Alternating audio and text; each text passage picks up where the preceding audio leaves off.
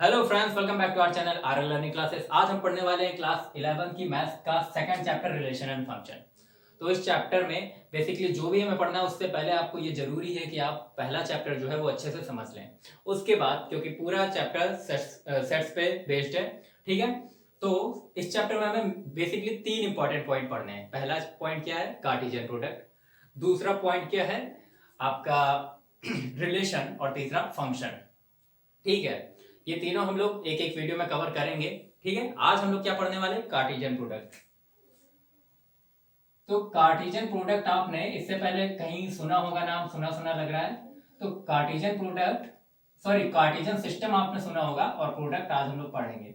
Product normal ही होगा, अब इसको कैसे हम लोग देखेंगे वो मेन चीज है। ठीक है, इसके लिए हम लोग एक एग्जांपल लेते हैं कि हमारे पास एक सेट है ए और दूसरा सेट है बी। ठीक है, हम उल्टा लिख दे रहे हैं, इस साइड बी सेट हम यहाँ पे यहाँ डिनोट कर रहे हैं और ए यहाँ पे डिनोट कर रहा है। तो ए में हमारे पास दो एलिमेंट है, क्या क्या है? 2 और 5।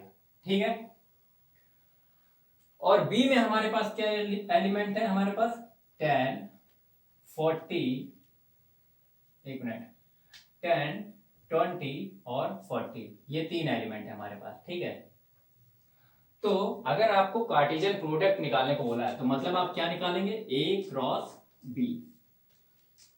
ए क्रॉस बी हमारा क्या होगा? कार्टेशियन प्रोडक्ट होगा। अब कैसे होगा देखिए, यहां पे आप इन दोनों सेट से क्या करेंगे? एक प्रोडक्ट बनाएंगे। प्रोडक्ट कैसे होगा? देखिए, पहले हम 2 को किसके साथ लिख सकते हैं? 1 के साथ, सॉरी 10 के साथ। 2 को हम लोग लिख सकते हैं 20 के साथ, और 2 को हम लोग लिख सकते हैं 40 के साथ। ठीक है, उसी तरह 5 को हम लोग लिख सकते हैं 10 के साथ, 5 को हम लोग लिख सकते हैं 20 के साथ, 5 को हम लोग लिख सकते हैं 40 के साथ। तो हमारे कार्टेशियन प्रोडक्ट के जो एलिमेंट्स होंगे वो क्या होंगे? देखिए, एक चीज याद रखिएगा, कार्टेशियन प्रोडक्ट के एलिमेंट हमेशा कैसे लिखे जाते हैं? ब्रैकेट में, स्मॉल ब्रैकेट में। तो पहला एलिमेंट क्या बनेगा? 2, 10। ठीक, दूसरा एलिमेंट क्या बनेगा? 2, 20। तीसरा एलिमेंट 2, 40, और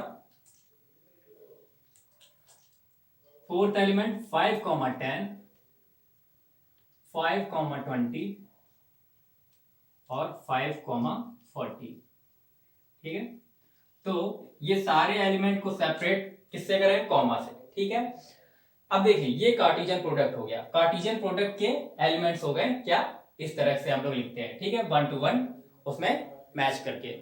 तो आपको इतनी सी बात समझ में आ गई होगी। ठीक है, अब देखिए ए क्रॉस बी आपने लिख दिया, इसमें एलिमेंट कितने होंगे ये हमें कैसे पता चलेगा?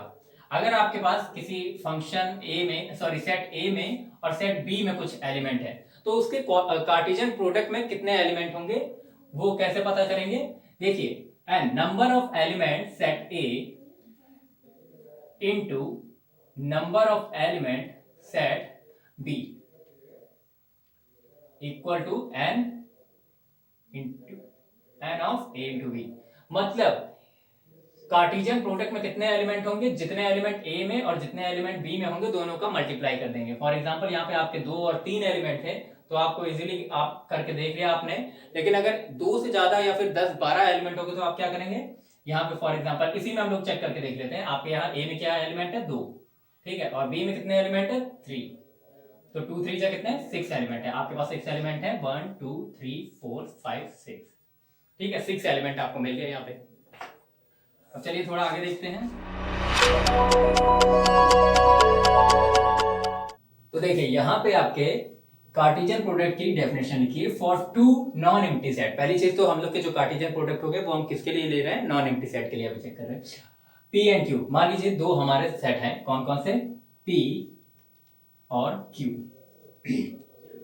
नॉन एम्प्टी सेट है तो इसके कुछ एलिमेंट होंगे। फॉर एग्जांपल इसके हमने मान लिए एक्स वाई, और इसके मान लिए A B C. The Cartesian product P cross Q, तो कार्टेशियन प्रोडक्ट इनका क्या होगा? P क्रॉस Q होगा, ये भी हमें पता चल गया। Is the set of all ordered pair whose first component is a member. अब देखिए कार्टेशियन प्रोडक्ट अभी जैसे मैंने बताया था, पहले हम ए को एक्स को ए बी सी के साथ लेंगे। ठीक है, तो क्या होंगे इसके एलिमेंट? आपके हो जाएंगे एक्स कॉमा ए, एक्स कॉमा बी। हम लोग 2 ही एलिमेंट लेते हैं क्योंकि ज्यादा लेंथी हो जाएगा यहाँ पे अभी, ठीक है। तो ए क्रॉस बी ले लिया, ठीक है, ए कॉमा बी। और फिर जो दूसरा क्या होगा, वाई के साथ लेंगे ए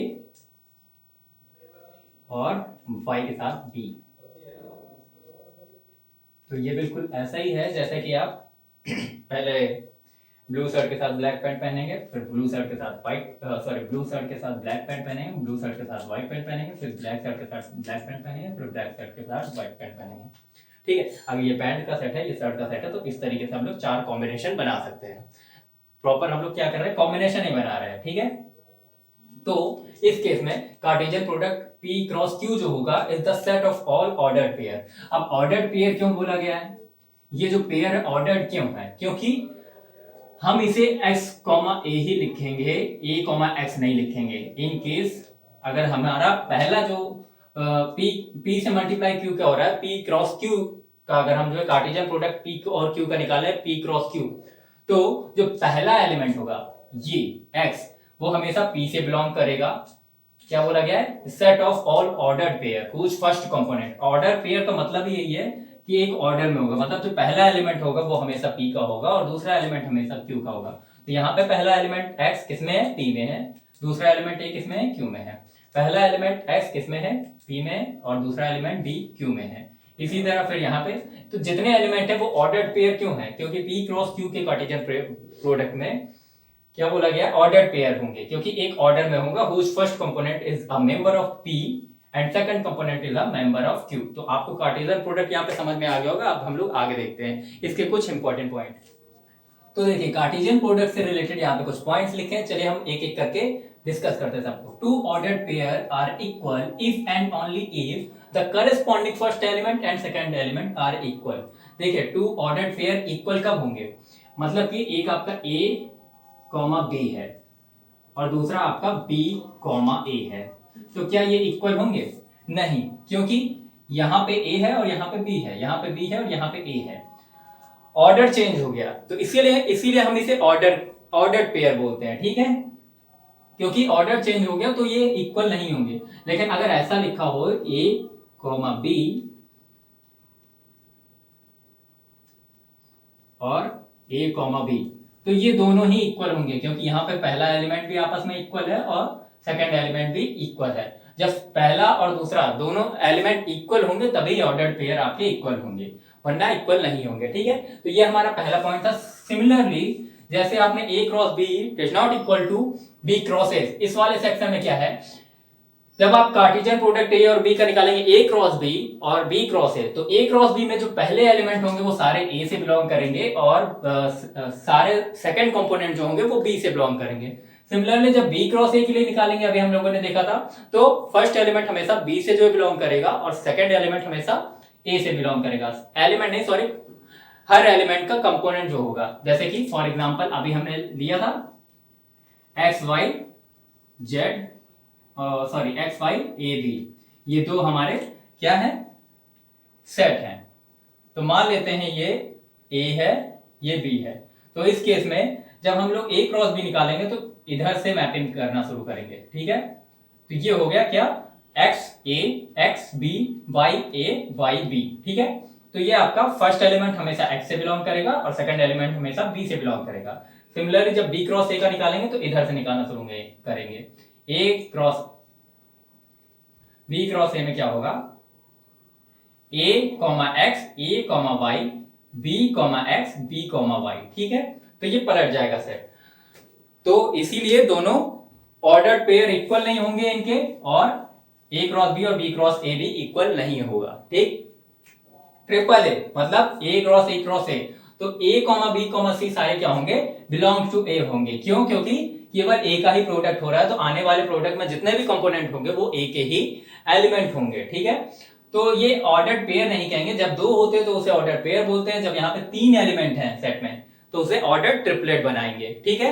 मतलब पहला एलिमेंट अगर for example a cross b cross c लिखा होता तो इसमें क्या होता, पहला एलिमेंट हमेशा a से होता, दूसरा एलिमेंट हमेशा b से होता और तीसरा एलिमेंट हमेशा c का होता, ठीक है।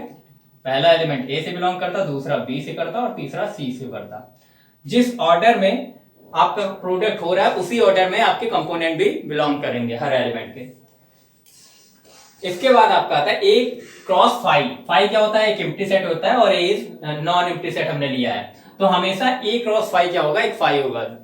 कार्टेशियन प्रोडक्ट एक एम्प्टी सेट का ए के साथ क्या होगा? नॉन एम्प्टी सेट के साथ, एक एम्प्टी सेट का नॉन एम्प्टी सेट के साथ कार्टेशियन प्रोडक्ट हमेशा एम्प्टी ही आएगा। उसी तरह एक इनफाइनाइट सेट का नॉन एम्प्टी सेट के साथ या फाइनाइट सेट के साथ मल्टीप्लिकेशन या प्रोडक्ट क्या आता है? इनफाइनाइट सेट आता है।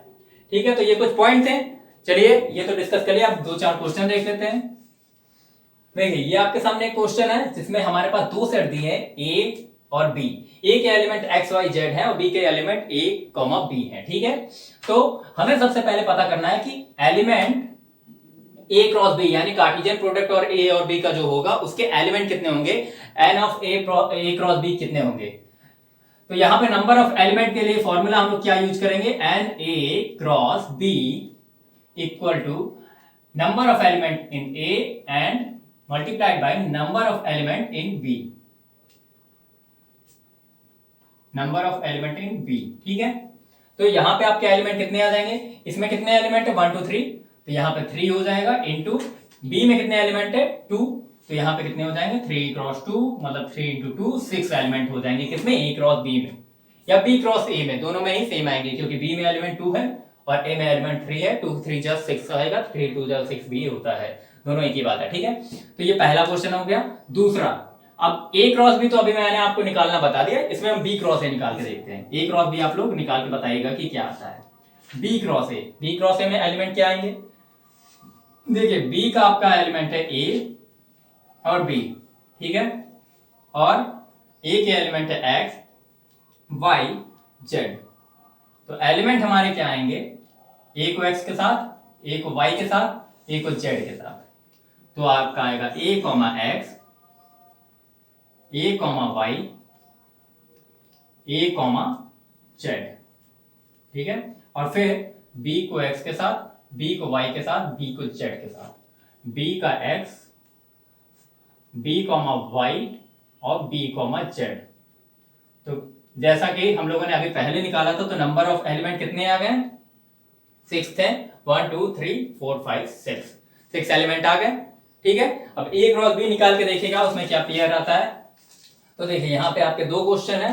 पहला क्वेश्चन क्या है, ए के एलिमेंट है 1 2 3, बी के एलिमेंट है 3 4 और सी के 4 5 6। तो पहला आपका क्वेश्चन जो है ए क्रॉस बी इंटरसेक्शन सी। तो इंटरसेक्शन आपको पता होगा कॉमन पार्ट होता है। ठीक है, कॉमन पार्ट हम लोग पहले चैप्टर में पढ़ चुके हैं। तो इंटरसेक्शन कैसे निकालेंगे, तो पहले हम लोग क्या निकालेंगे, बी इंटरसेक्शन सी। तो यहाँ पे बी इंटरसेक्शन सी अगर निकालें तो एकदम एक्सप्लेन करके तो यहाँ पे करने की जरूरत होगी नहीं, आपको पता होगा बी इंटरसेक्शन सी क्या होगा। तो बी और सी के जो कॉमन एलिमेंट है, कॉमन एलिमेंट क्या है, केवल 4 है। यहाँ पे 4 इसमें भी है और इसमें भी है। तो बी और सी के 4 एक ऐसा एलिमेंट है जो कि कॉमन है, बाकी 5 6 नहीं है और ऊपर 3 भी नहीं है। तो 4 बी और सी दोनों में, तो बी इंटरसेक्शन सी आ गया। अब आपका बचा ए। तो ए के एलिमेंट आपको पता ही है कौन कौन से, 1 2 3। तो अब ए क्रॉस बी इंटरसेक्शन सी अगर आप निकालेंगे तो क्या आएगा, पहले ए का एलिमेंट होगा, ए का एलिमेंट क्या है 1, तो 1 4, ठीक, पहला पेयर हो गया।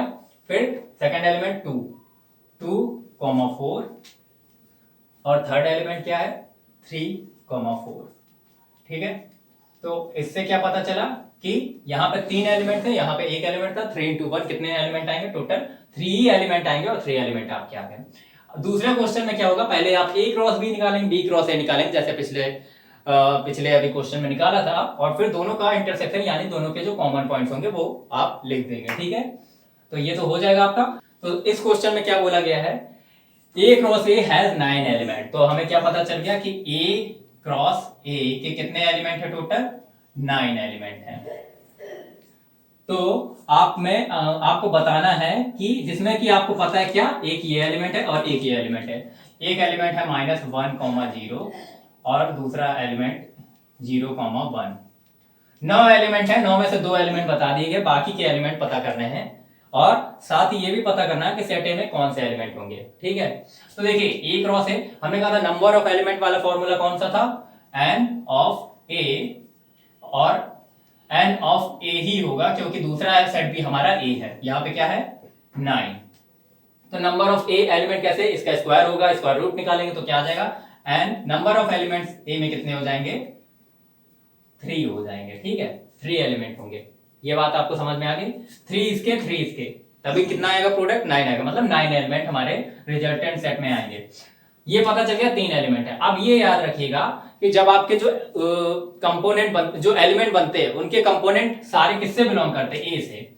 तो अगर आपको 3 डिफरेंट कंपोनेंट मिल गया तो आपको ए के सारे एलिमेंट मिल गए। तो अब ए के में कौन कौन से एलिमेंट होंगे, तो देखिए 1 पहले सेट से बिलोंग करेगा 1, ठीक है -1 आ गया। यहां पे 0 पहले सेट से बिलोंग करेगा, ठीक है 0। अब 1 बचा है जो कि इन दोनों में कॉमन नहीं है, ठीक है 0 दोनों में कॉमन था। तो 1 किससे बिलोंग कर रहा है सेकंड सेट से, पर सेकंड सेट भी हमारा कौन सा है ए। तो एक और एलिमेंट हमें मिल गया जो डिस्टिंक्ट एलिमेंट है, वो कौन सा है 1। तो एलिमेंट क्या आ गया -1 0 1, ठीक है ये 3 एलिमेंट आपको मिल गए। अब a क्रॉस a जब लिखेंगे तो कैसे लिखेंगे -1 0 और 1, यही 3 एलिमेंट होंगे। तो अब बाकी के 7 एलिमेंट्स आपको बताने हैं set A. Remaining element of a cross a, तो a क्रॉस a कैसे लिखेंगे a cross a। Total 9 element थे, 2 एलिमेंट आपको ये पता है और बाकी के एलिमेंट हम लोग निकालते हैं, इसको मिला के देखते हैं। पहला एलिमेंट -1 -1, ठीक। दूसरा एलिमेंट -1 0, तीसरा एलिमेंट -1 1। अब आगे देखिए इस पे जाएंगे। पहला एलिमेंट फोर्थ एलिमेंट 0 -1 0 0 0 1 और फिर अब 7th एलिमेंट कौन सा है आपका, ये वाला लेंगे 1 -1, ठीक है 1 0 और 1 1। तो आपके कितने एलिमेंट आ गए 9 एलिमेंट आ गए आपके, ठीक है 9 एलिमेंट यहाँ पे आपके आ गए हैं, ठीक है। इसमें से आपको -1 0 और 0 1 दिया था, 0 1 आपको दिख रहा होगा ये है और -1 0 ये है, ठीक है ये 2 एलिमेंट दे दिए थे, आपको पता चल गया था। तो ये 3 क्वेश्चन है। नेक्स्ट जो हमारा वीडियो बनेगा इस पे, उसमें हम लोग जो है आगे की चीजें कवर करेंगे, जैसे रिलेशन एंड फंक्शन। जो बचा हुआ आपका टॉपिक है कार्टेशियन प्रोडक्ट में अभी इतना ही, फिर आगे आप पढ़ते रहिए और देखते रहिए हमारी वीडियो। Thanks for watching.